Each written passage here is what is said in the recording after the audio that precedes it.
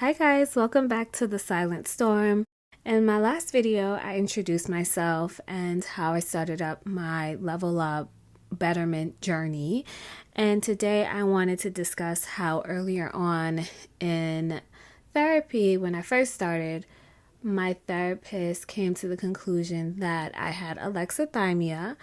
And with that diagnosis, it really changed the way that I approach things. So, alexithymia is known as emotional blindness, meaning that I couldn't feel my own emotions and I couldn't recognize the emotions of others. And an example of that is, let's say someone was to catch an attitude with me because of something that I said or something I did. I wouldn't realize that that person was angry in that moment. It wouldn't register to me. Even when it came to self-preservation, if I was in danger, I wouldn't realize that I was in danger in that moment and that that person was really angry with me. My body would literally shut down and I wouldn't feel it in the moment. I would just be a blank canvas. So just imagine, someone yelling at you. Most people would think, oh, defend yourself, respond back. For me, no, that wasn't the case. I would just stand there and just be like, okay, yep, and go through the motions. And I wouldn't feel upset about it, angry about it, or anything. I would just pretend that this wasn't happening, or not pretend that it wasn't happening. I would just keep going as if nothing happened, that we were having a regular conversation. And through therapy, I found out that is not a normal response when put in a hostile situation or just dealing with anyone in general. And that's what alexithymia is. It's, not registering in the moment what's going on and adapting accordingly.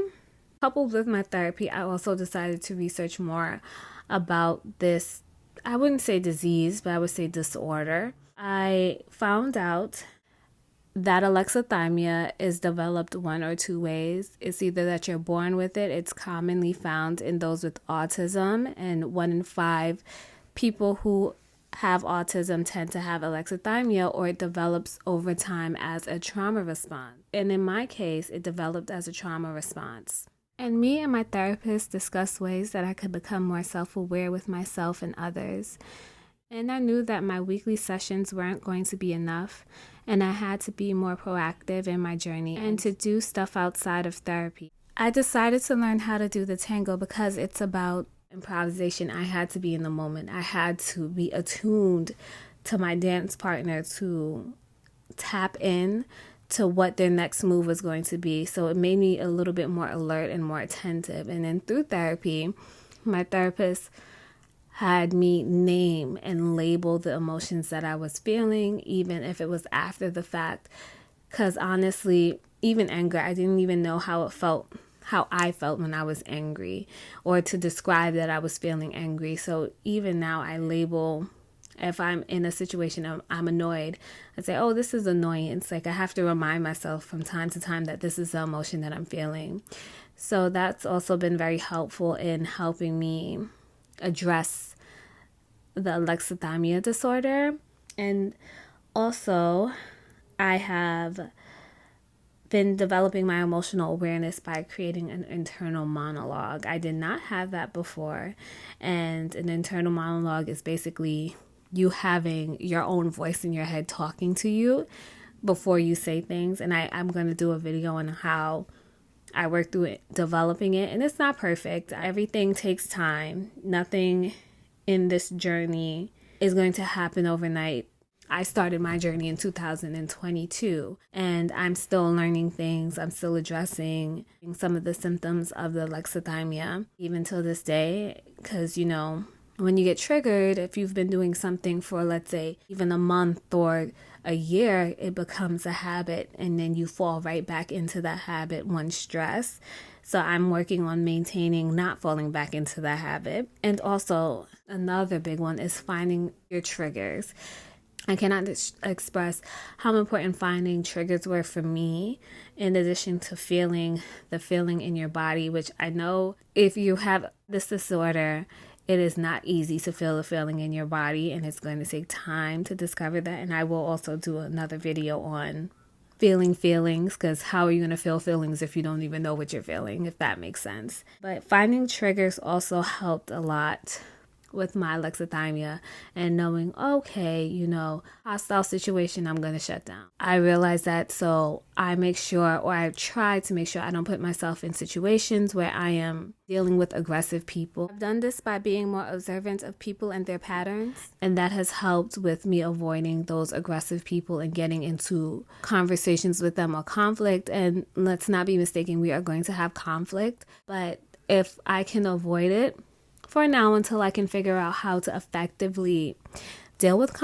confrontation, because not everything has to be a fight. I want to have enough self-control where I can diffuse the situation without feeling threatened, because I don't want to fall back into the same patterns. So that's it for this video. Please comment down below if you feel like you have alexithymia. Oh, and also I wanted to say that alexithymia is not a one-size-fits-all diagnosis. There are levels to this. So just because it was a little bit on the extreme end, it could be alexithymia could also be you not recognizing the emotions of just others, or you not recognizing your own emotions, or you not recognizing a certain spectrum of emotions. Let's say you don't recognize anger or sadness, but you can recognize happiness. That is still a form of alexithymia, according to the conversations that I had with my therapist and what I found on the internet. I am not a professional, so do not take my words as Bible. This is just me and my lived experience, and I just wanted to share what I have discovered. So hopefully this can help you on your journey if you feel like you have any of these symptoms. And I also wanted to add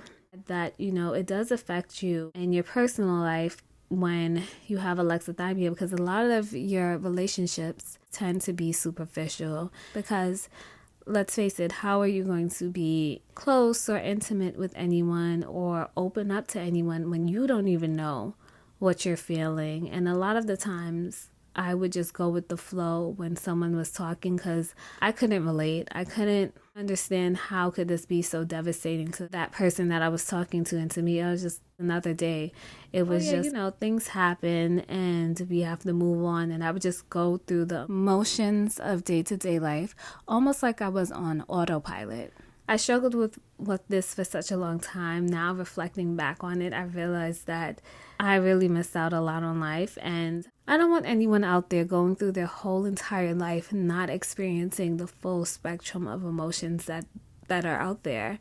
And yeah, who wants to be angry? Who wants to be sad? But there is beauty in feeling that. And recently I have been able to feel those emotions, and I feel so grateful to that, to just be able to feel and live in the moment and recognize that, oh, this is sadness, and to relate to other people and say, yeah, I understand where you're coming from with that. And it just builds better bonds with those around you, and it builds a better bond and relationship with yourself when you know yourself on an emotional level, and you can say, yeah, I'm sad, or yeah, I'm happy, and I want to do whatever I can to keep myself happy or keep myself from feeling this negative emotion. So when you're able to label things by putting a name to your emotions, help you have, or at least has helped me, had a better quality of life, because I'm less confused on what I'm feeling, and I can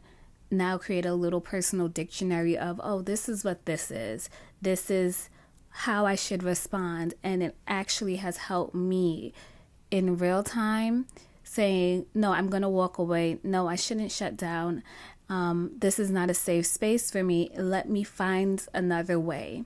Even though it's not foolproof, it is a step in the right direction. So that's it for this video. I hope anyone out there listening to this gained something for what I just shared. And if you have been diagnosed or are going through something similar, please leave a comment down below and share your story, because I know for a fact when you share and you release those emotions, you tend to meet other people who are going through the same things, and you tend to feel less alone in the world. All right, guys, I will see you in the next video. Bye for now.